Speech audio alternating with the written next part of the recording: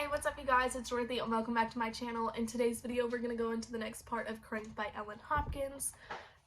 We are chugging along through these videos and this book so fast, and I'm so glad that we are, especially with the new challenge that we're doing, which will be posted before this video should be posted. So you'll know exactly what challenge I am talking about as long as you have watched that video.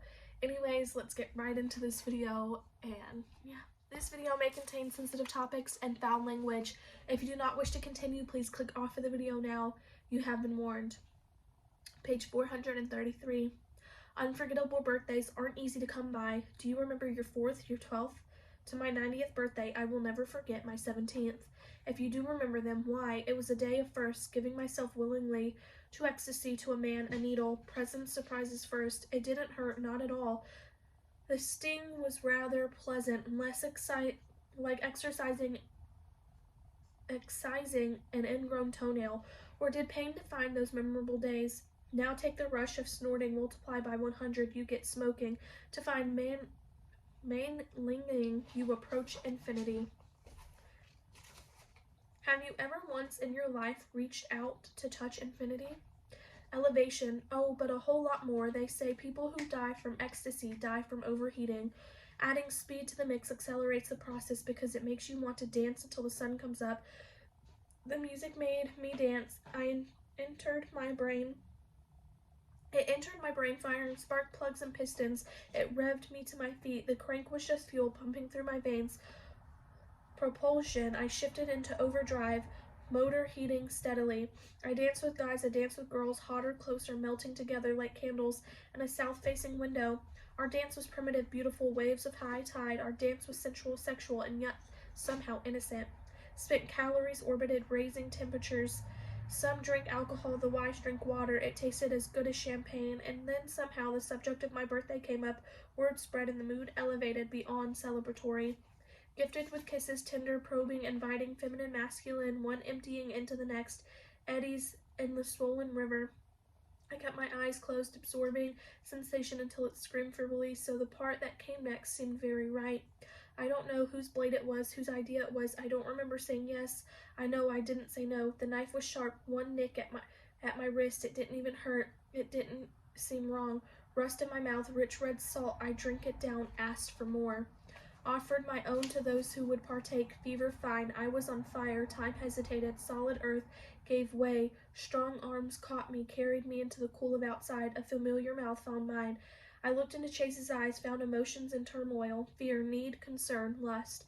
And then he said the words we were both afraid to hear. I love you, Christina. I was Cinderella and Chase was my unlikely Prince Charming. Hey, I graduate from knights to princes even if they were unlikely. Suddenly, I was very sure. I love you too, Chase. For real? I reached up and kissed him, and it was very, very real, despite the quite surreal juxtaposition of colors in the night sky. You take my breath away. Make love to me, please. I don't care who sees. He might have, but just then his watch beeped, 2. No way, come on, let's go. Well beyond the witching hour, Chase hustled most of his guests out the door. A few were tied up in bedrooms. I didn't want to piss off your parents. We wouldn't make it home until almost 3, but the E insisted I remain hopeful. They're always in bed by 10. Doesn't look like they're asleep. Every light was on upstairs and down, and I caught my mom's face at the window. We had turned back into pumpkins after all. If you guessed, I was GUFN for 2 points for you. Can you believe Chase was brave enough to walk me to the door?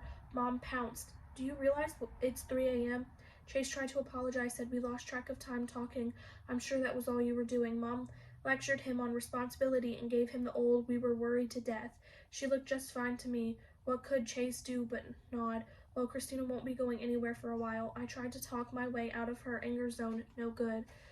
What were you thinking, Christina? Scott flashed a half-apologetic look as Mom carried on.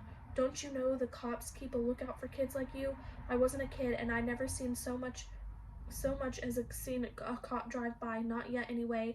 Exiled to my private Moab island where pretty pink butterflies fluttered on my wall and a lovely E-enhanced butterfly dance. I tried to be angry, but the ecstasy wouldn't let me. In fact, it made me take a peek at things from my mom's point of view. I mean, we did stay out until the cock woke up to stroke his crow. Not only that, but we did the very thing she worried about us doing, and more. Introspection would be easy as dual-edged sword. If you're acquaint yourself with yourself, you don't always like the person you find inside. I could deal with that. The bigger problem was discovering Bree didn't really give a damn about liking me. I spent the next day helping my mom can tomatoes. It was an annual event, and I had always hated the tedious chore, but the last tiny trindles of ecstasy infuriating me somehow made it enjoyable. I didn't even mind Mom's company. In fact, my mood seemed to rub off on her. She didn't once bitch through the enthusiastically quizzed me about the previous evening's activities. This very big part of me wanted to confess, to ask for forgiveness, request help. Oh, I know my bad habits have escalated, and if Christina had her way that day, well, who knows? But over the last few weeks, Bree had grown stronger, and her argument that Mom might put her away, far removed from friends, Chase, and all the personal choice, was feasible, so I refused to waver from the concert and long conversation excuse. And when she asked about drugs, I summoned every ounce of religious indignation I could muster and denied touching a thing except a toke or two of weed. I knew she wouldn't be too upset about that, and by the time all the jar lids popped down on row upon row of salsa sauce and ketchup, I was still grounded, but at least Mom wasn't as mad anymore.